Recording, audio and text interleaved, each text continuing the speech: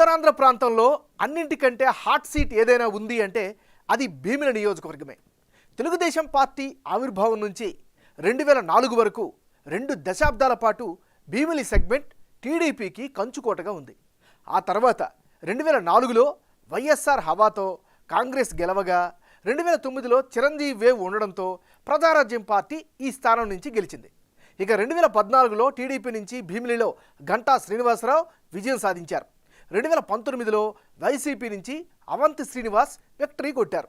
చెప్పాలంటే అన్ని పార్టీలకు భీమిలి అవకాశం ఇచ్చింది. భీమిలిలో ప్రస్తుతం గంటా శ్రీనివాసరావు అభ్యర్థిత్వం చుట్టూ తెలుగుదేశం పార్టీలో రాజకీయం తిరుగుతోంది. 1998లో రాజకీయాల్లోకి వచ్చిన వెంటనే అనకాపల్లి ఎంపీగా పోటీ చేసి ఉద్దండులను ఓడించడం ద్వారా రాజకీయ జీవితాన్ని ప్రారంభించారు గంటా శ్రీనివాసరావు. ఆ తర్వాత ఆయన వెనక్కి తిరిగి చూసుకోలేదు. 2004లో చోడవరం ఎమ్మెల్యేగా, 2009లో ప్రజారాజ్యం పార్టీ నుంచి అనకాపల్లి ఎమ్మెల్యేగా, 2014లో తిరిగి తెలుగుదేశం పార్టీ నుంచి భీమిలి ఎమ్మెల్యేగా, 2019లో విశాఖపట్నం నార్త్ నియోజకవర్గం నుంచి తెలుగుదేశం పార్టీ తరపు నుంచి ఎమ్మెల్యేగా వరుస విజయాలను సాధించారు గంటా శ్రీనివాసం. ఇప్పుడు మరోసారి భీమిలిపై లుక్కేశారు. భీమిలి నియోజకవర్గం ఓటర్ నాడి ఎలా ఉందో తెలుసుకునే ముందు 2019 అసెంబ్లీ ఫలితాలను ఒకసారి పరిశీలిద్దాం. 2019 ఎన్నికల్లో భీమిలి నియోజకవర్గం నుంచి వైసీపీ అభ్యర్థిగా పోటీ చేసిన అవంతి శ్రీనివాస్ 44% ఓటు షేరుతో విజయం సాధించారు. అదే సమయంలో తెలుగుదేశం పార్టీ నుంచి పోటీ చేసిన సబ్బం హరి 40% ఓట్లతో సరిపెట్టుకున్నారు.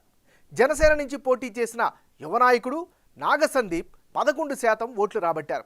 ఇతరులకు 5% ఓట్లు దక్కాయి. మరి ఈసారి ఎన్నికల్లో భీమిలి సెగ్మెంట్లో రాజకీయం ఎలా ఉండబోతోందో big TV exclusive detailed election సర్వేలో వెల్లడైనటువంటి అభిప్రాయాలను ఇప్పుడు పరిశీలిద్దాం. వైఎస్ఆర్ కాంగ్రెస్ పార్టీకి చెందినటువంటి నాయకుడు అవంతి శ్రీనివాస్.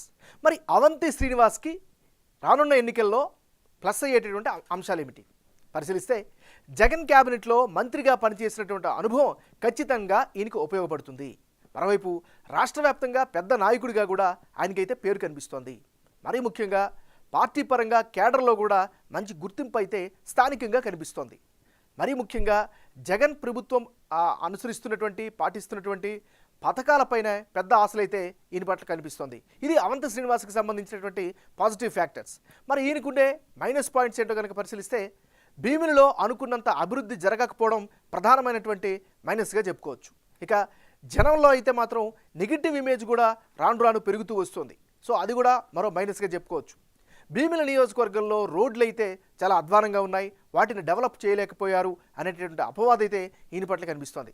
మరోవైపు డ్రైనేజీ వ్యవస్థ కూడా పూర్తి స్థాయిలో దెబ్బతింది, అసలు బాగోలేకంగా కనిపిస్తోంది. ఇది కూడా ఆయనకు మైనస్ అయ్యే అవకాశం ఉంది. మరోవైపు భీమిలిలో ఆర్టీసీ కాంప్లెక్స్ హామీ నెరవేర్చకపోవడం కూడా మరో మైనస్గా చెప్పుకోవచ్చు.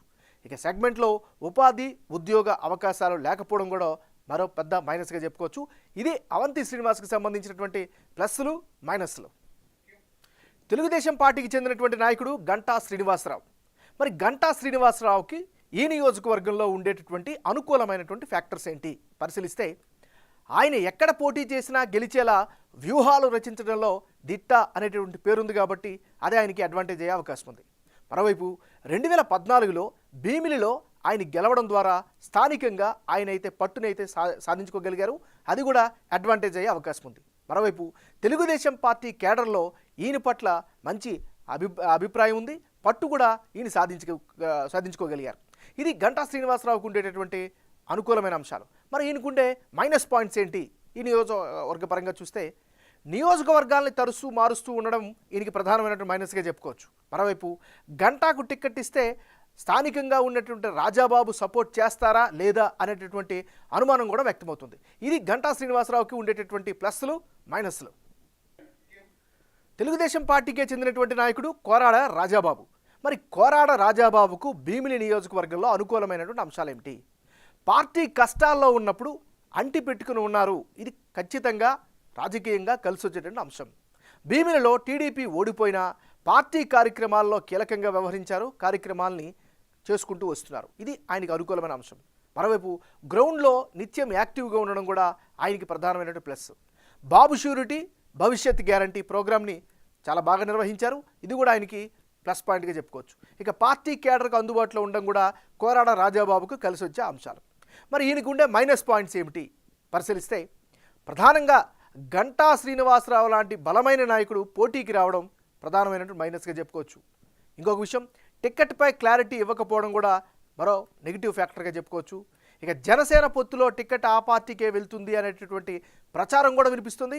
ఇది కూడా ఆయనకి ఉండే మైనస్. ఏదేమైనా ఇది ఆయనకి సంబంధించినటువంటి ప్లస్లు మైనస్లు. జనసేన పార్టీకి చెందినటువంటి నాయకుడు పంచకర్ల నాగ సందీప్. మరి పంచకర్ల నాగ సందీప్కి అనుకూలమైనటువంటి అంశాలు ఏమిటి పరిశీలిస్తే, భీమిని నియోజకవర్గంలో పంచకర్ల నాగ సందీప్కి అయితే మంచి పేరునైతే సంపాదించుకోగలిగారు. మరీ ముఖ్యంగా 2019 అంటే గత ఎన్నికల్లో ఫస్ట్ టైం పోటీ చేసి 11% ఓట్లను రాబట్టుకోగలిగారు. దీంతో కాస్త అట్రాక్షన్గా అయితే నిలవగలిగాడు. ఇక యువతలో నాగ సందీప్కి అయితే మంచి ఫాలోయింగ్ అయితే కనిపిస్తుంది. నిర్విరామ పాదయాత్ర పేరుతో ఇంటింటికి వెళ్ళారు, తద్వారా ప్రజలతో మమేకమయ్యారు. ఇది కూడా ఆయనకి గుర్తింపుని తీసుకొచ్చింది. ఇక జనసేన పార్టీ కేడర్లో అయితే ఈయన పట్ల మంచి ఇమేజ్ అయితే కనిపిస్తోంది. మరీ ముఖ్యంగా అందరికీ అందుబాటులో ఉంటారనేటువంటి అభిప్రాయం కూడా పంచకర్ల నాగ సందీప్ పట్ల కనిపిస్తుంది. ఇది ఈయనకి ఉండేటటువంటి ప్లస్లు. మరి నాగ సందీప్కి ఉండేటటువంటి మైనస్ పాయింట్స్ ఏంటి? తెలుగుదేశం పార్టీ జనసేన పొత్తులో టికెట్ వస్తుందా లేదా అనేటటువంటి డౌట్లు అయితే సర్వత్రా వ్యక్తమవుతున్నాయి. ఇది ఈయనకి సంబంధించినటువంటి ప్లస్లు మైనస్లు. రానున్న ఎన్నికల్లో భీమిని నియోజకవర్గంలో ఎవరెవరు బరిలో ఉంటే ఫలితాలు ఏ విధంగా వచ్చే అవకాశం ఉందో పరిశీలిద్దాం.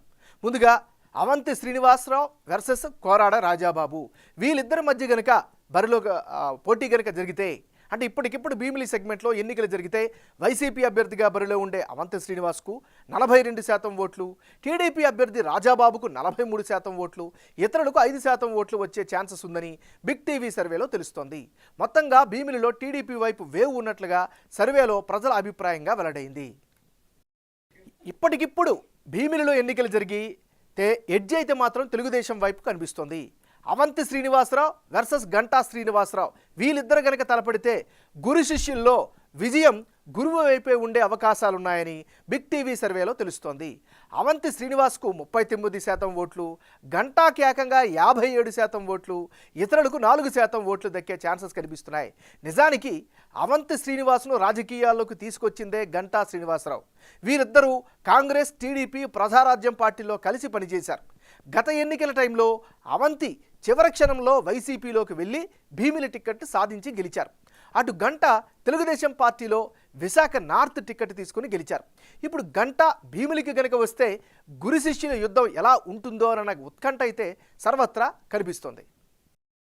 ఇక మరో సినారియోని కనుక పరిశీలిస్తే, అంటే భీమిలిలో ఇప్పటికిప్పుడు ఎన్నికలు జరిగితే వైసీపీ అభ్యర్థి అవంతి శ్రీనివాస్, జనసేన అభ్యర్థి పంచకర్ల నాగ సందీప్ మధ్య గనక పోటీ జరిగితే ఎడ్జు జనసేన వైపే కనిపిస్తున్నట్లు బిగ్ టీవీ సర్వేలో తెలుస్తోంది. వైసీపీ అభ్యర్థి అవంతికి 41% ఓట్లు, జనసేన తెలుగుదేశం పార్టీ ఉమ్మడి అభ్యర్థి నాగ సందీప్కు ఏకంగా 54% ఓట్లు, ఇతరులకు 5% ఓట్లు వచ్చే ఛాన్సెస్ అయితే కనిపిస్తున్నాయి.